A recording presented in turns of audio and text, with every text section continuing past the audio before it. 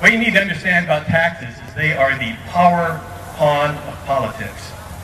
And Democrats always want to raise taxes, Republicans always want to lower them. And this is the reason why. You picture a bar graph with the vertical being the rate of taxes and the horizontal being the base. By base I mean jobs, people working. That black inside the bar graph is finite. There have been a number of studies, most recent by Harvard about 5 months ago, that showed no matter what the tax rate, the amount of revenue collected by the government is 19 to 19.5% of gross domestic product. So what happens is when you raise the bar, raising taxes, you narrow the base. Unemployment is dependency on government, and government gets to take control of your life. If you give all your money to the government, they have all the power. You have all your money in your pocket, you have all the power. And that's why that battle between conservatives and liberals is constantly being battled over taxes. Our job is to keep taxes as low as possible, get as many people working as possible, and keep government as limited as possible. Now in my race, I have two main contenders. The first one is the incumbent, Lois Capps. Yeah, I like that.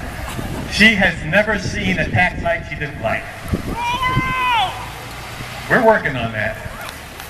My other opponent is a guy who refers to himself as the former lieutenant governor. Let's look at how he got to be former lieutenant governor. This is a guy who had an R by his name, who signed a pledge to never vote to raise taxes. In 2009, he was the swing vote going against his own caucus to vote for and pass the highest tax raise in California history. That's Abel Maldonado. In return, he got Democrat support for his appointment to become what is now former lieutenant governor.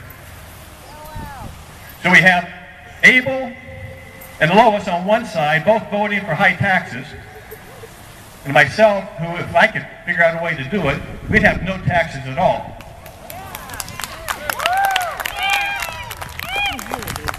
I just want to sum up with the reason why I'm in this race, because, I mean, the fact that you're here shows that you're already fired up, and we have to be fired up in 2012 November. In fact, hopefully you'll be fired up for me in June. But in 1964, Ronald Reagan, in his speech for Barry Goldwater at the National Convention, ended his speech with this. He said, "You and I have a rendezvous with destiny. We'll preserve for our children this, the last best hope of man on earth. We'll sentence them to take the first step into 1,000 years of darkness. If we fail, at least let our children and our children's children say of us, we justified our brief moment here. We did all that could be done." And when I saw Pelosi herd up her flock of Democrat sheep, and against the will of the American people, which means against the Constitution, shove Obamacare down our throat, I said, that's enough.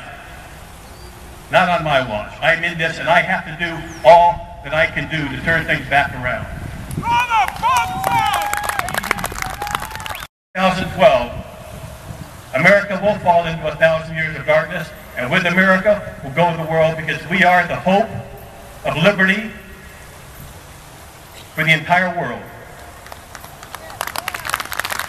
So I want each and every one of you to spread the word, get involved, support your candidates, walk precincts, do mailers, do everything you can, donate money, especially donate money.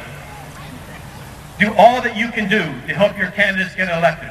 And if you do that, working with the millions of others across this great country who are doing the same thing, we not only can, but we will take America back. Thank you, and God bless America.